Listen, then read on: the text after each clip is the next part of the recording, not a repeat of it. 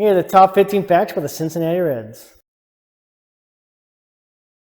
The team was originally the Red Stockings, but they shortened it to Reds in 1890. Interestingly, during the Red Scare of the 50s, the team officially changed the name to the Redlegs to avoid any perceived association with communism. They switched back to Reds in 1959. The 1869 Cincinnati Red Stockings were the first openly all-professional baseball team. Before them, players were technically amateurs, though many were paid under the table.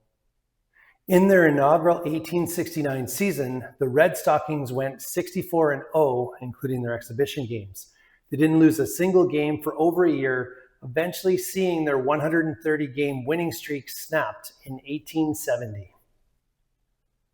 Because of their status as the first professional team, Cincinnati traditionally hosted the official opening game of the MLB season for decades. And to this day, the city holds a massive Findlay Market opening day parade, which is essentially a local holiday. On May 24th, 1935, the Reds hosted the first night game in Major League history at Crosley Field. President Franklin D. Roosevelt even flipped a ceremonial switch from the White House to turn on the lights. In 1934, the Reds became the first team to travel by airplane, flying from Cincinnati to Chicago for a series. In 1944, due to player shortages during World War II, the Reds used 15-year-old Joe Nuxhall on the mound, and he still remains the youngest player to ever appear in an MLB game, and he was 15 years, 10 months, and 11 days old.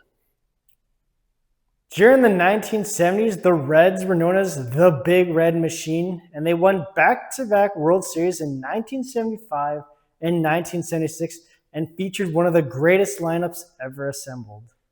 The core of the Big Red Machine was Pete Rose, Johnny Bench, Joe Morgan, Tony Perez, David Concepcion, George Foster, and Cesar Geronimo, and Ken Griffey Sr., and it's considered by many to be the best starting eight in history.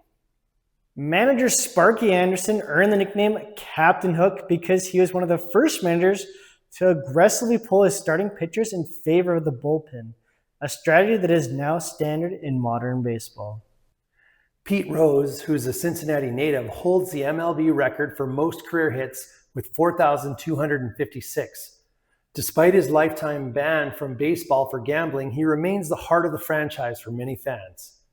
He passed in 2024, and Commissioner Rob Manfred removed him from the MLB's permanently ineligible list in May 2025.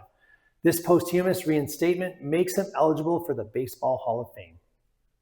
In 1938, Johnny Vandermeer accomplished a feat that has never been repeated.